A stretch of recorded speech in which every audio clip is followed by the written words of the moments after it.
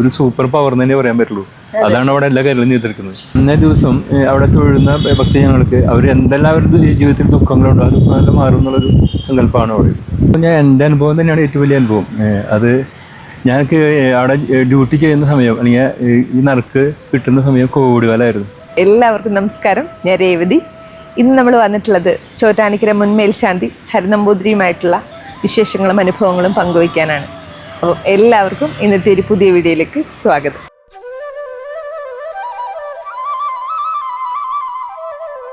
ചോറ്റാനിക്കര അമ്മയുടെ അടുത്ത് നിന്ന് സേവിക്കാനും അമ്മയെ പൂജിക്കാനും ഭാഗ്യം ലഭിച്ച ചോറ്റാനിക്കര മുൻ മേൽശാന്തി കോശ്ശേരി ഹരിനമ്പൂതിരിപ്പാടാണ് നമ്മോടൊപ്പം ഉള്ളത്. അപ്പം നമുക്ക് അദ്ദേഹത്തിൻ്റെ വിശേഷങ്ങളൊക്കെ ചോദിച്ചറിയാം. നമസ്കാരത്തിന്. ചോറ്റാനിക്കര മേൽശാന്തി ആയതിനു ശേഷം ജീവിതത്തിൽ ഉണ്ടായ ഒരു മാറ്റം എന്താണെന്ന് തോന്നിയിട്ടുള്ളത്? അങ്ങനെ ഒരുപാട് അനുഭവങ്ങൾ ജീവിതത്തിൽ. പ്രധാനമായിട്ടും എനിക്ക് സ്പൈൻ സർജറി കഴിഞ്ഞിട്ടുണ്ട്.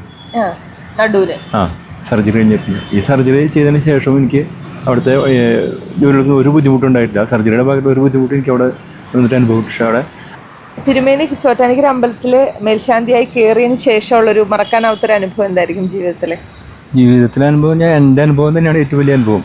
അത് ഞങ്ങൾക്ക് അവിടെ ഡ്യൂട്ടി ചെയ്യുന്ന സമയം അല്ലെങ്കിൽ ഈ നറുക്ക് കിട്ടുന്ന സമയം കോവിഡ് കാലമായിരുന്നു. 2021-22 കാലഘട്ടത്തിൽ കോവിഡ് കാലമായിരുന്നു. ഈ കോവിഡ് സമയത്ത് എനിക്ക് രണ്ടാമത്തെ ഡ്യൂട്ടി ആയിട്ടാണ് എനിക്ക് അവിടെ രണ്ടാമത്തെ മേൽശാന്തിയായിട്ടാണ് എനിക്ക് നറുക്ക് വീഴുന്നത്. അപ്പോൾ ആദ്യത്തെ മാസം കീഴ്ശാന്തി മാസമാണ്, രണ്ടാമത്തെ മാസം മേൽശാന്തി മാസം, അങ്ങനെയാണ്. അപ്പോൾ ആദ്യത്തെ മാസം കയറുന്നു ഞാൻ. ഭജന ഇരിക്കലും കാര്യങ്ങളൊക്കെ കഴിഞ്ഞ് ഭജന ഇരുന്ന ശേഷമാണ് കയറുന്നത്. കയറി രണ്ടാമത്തെ ആഴ്ച എനിക്ക് കോവിഡ് പിടിപെടുന്നു. അതിനുശേഷം കന്നിമാസത്തിൽ ഡ്യൂട്ടിക്ക് ഹാജരാകുന്നു. അപ്പോൾ വീണ്ടും ഭജന ഇരിക്കണം. ഒരിക്കൽ ഭജന ഇരുന്ന് കയറി കോവിഡിനെ ശേഷം ഒന്നുകൂടി ഭജന ഇരിക്കേണ്ടി വന്നു. അതിന് ശേഷം കന്നിമാസത്തിൽ ഡ്യൂട്ടി തുടങ്ങുന്നു. പിന്നെ ഈ കോവിഡിന്റെ അസ്വസ്ഥതകൾ അറിയാലോ എല്ലാവർക്കും. ഒരുപാട് ബുദ്ധിമുട്ടാണ്. റെസ്റ്റ് എടുക്കേണ്ട സമയത്ത് അവിടെ ഹെവി ഡ്യൂട്ടി ആയിരുന്നു. ആ സമയത്ത് മാറി നിന്നോ?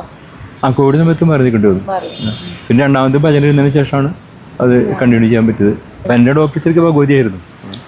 ഭഗവതി ട്രീറ്റ്മെന്റിലായിരുന്നു ഞാൻ ഇരുന്നത്. ശനിമാസം ഭഗവതി കൂടെ തന്നെയാണ് കിടപ്പ് പോലും. ഫുൾ ടൈം കോമ്പൗണ്ട് വിട്ട് വെളിയിലേ പോയിട്ടില്ല.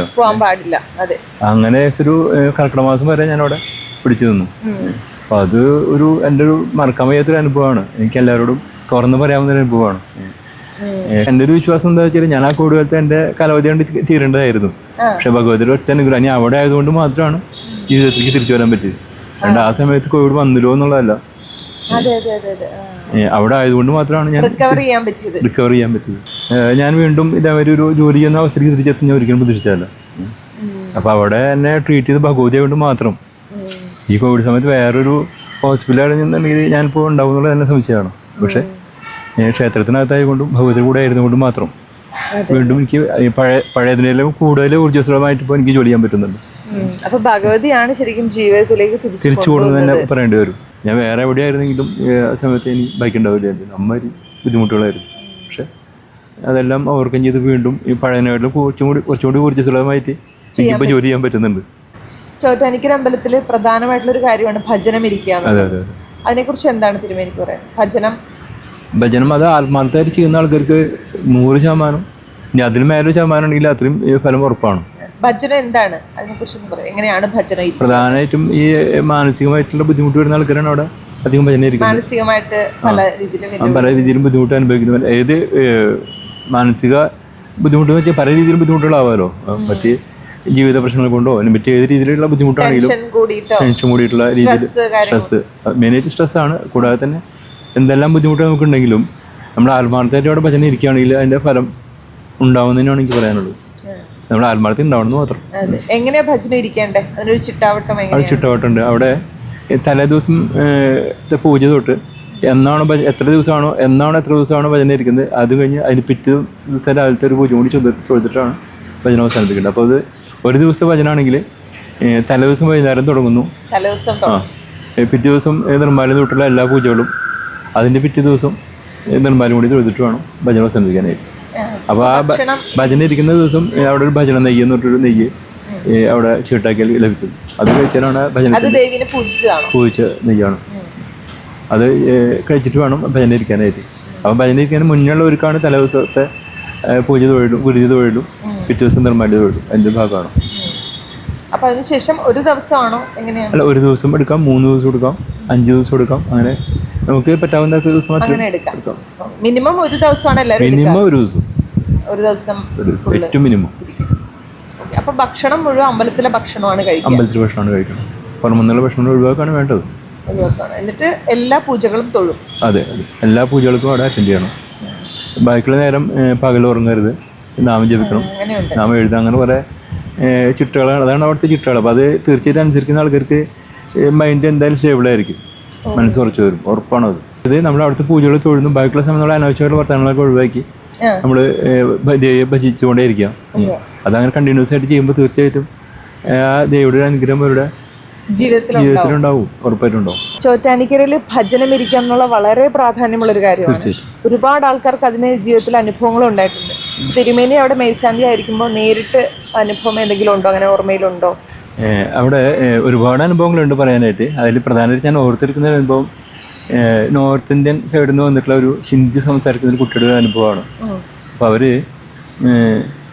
വളരെ ഒരു മാനസികമായിട്ടൊരു വയലന്റ് ആയിട്ടുള്ള ഒരു അവസ്ഥയിലായിരുന്നു അവിടെ വന്നിട്ടുള്ളത്. മാനസികമായിട്ട് ഭയങ്കര വയലന്റ് ആയിരുന്നു ശരിക്കും. അവർക്ക് തന്നെ സംസാരിക്കാനോ അല്ലെങ്കിൽ ഒന്നും പറ്റുന്ന ഒരു അവസ്ഥയിലായിരുന്നില്ല. അതൊക്കെ വയലൻസ് ആണ്.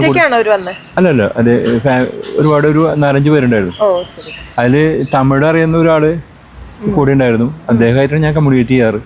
അപ്പോൾ അദ്ദേഹം അവർക്കുള്ള ബുദ്ധിമുട്ട് ഈ തമിഴ് സംസാരിക്കുന്ന ആളുടെ അടുത്ത് പറയും, അദ്ദേഹം എൻ്റെ അടുത്ത് പറയും.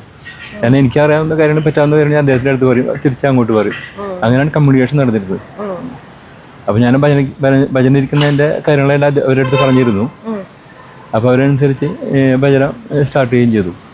അങ്ങനെ 3 ദിവസം കഴിഞ്ഞപ്പോഴേക്കും കൊച്ചിന് അമ്പലത്തിനകത്ത് വരാമെന്നും ഗുരുതിയിൽ പങ്കെടുക്കാന്നുള്ള ഒരു സിറ്റുവേഷൻ ആയിരുന്നു. ഫസ്റ്റ് ഒരു ആരെങ്കിലും കണ്ടാൽ ആക്രമിക്കണം എന്നുള്ളൊരു മനോഭാവത്തിന് വരെ ആയിരുന്നു.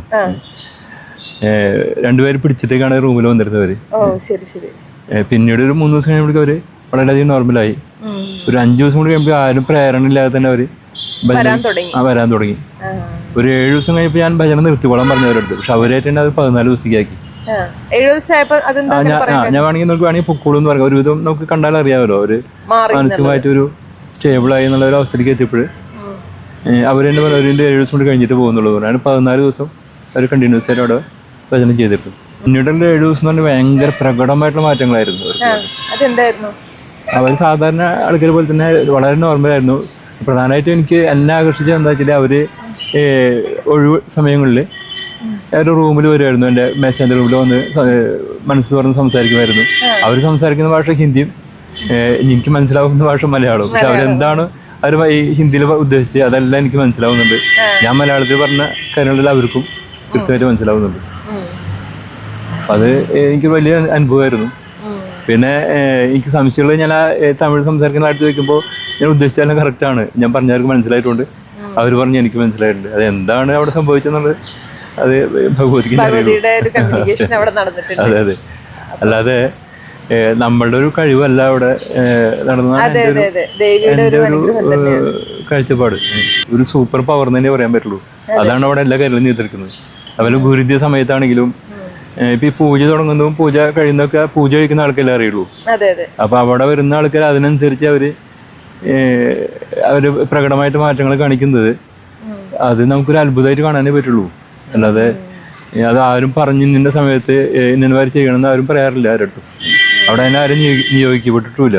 പക്ഷെ കൃത്യമായിട്ട് അവർ ആ പൂജാവേളകളിൽ അതിൻ്റെ ലക്ഷണങ്ങൾ കാണിക്കുന്നത് അതും ഭഗവതിയുടെ ഒരു പ്രത്യേകതയായിട്ടാണ് എനിക്ക് തോന്നിയിട്ടുള്ളത്.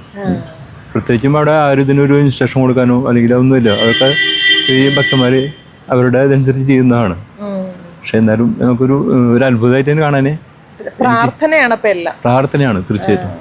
നമ്മളെ ഓരോരുത്തർക്കും എല്ലാവർക്കും അനുഭവം ഉണ്ടായെന്നല്ല ഞാൻ പറഞ്ഞു, പ്രാർത്ഥിക്കുന്നവർക്ക് അനുഭവമാണ്.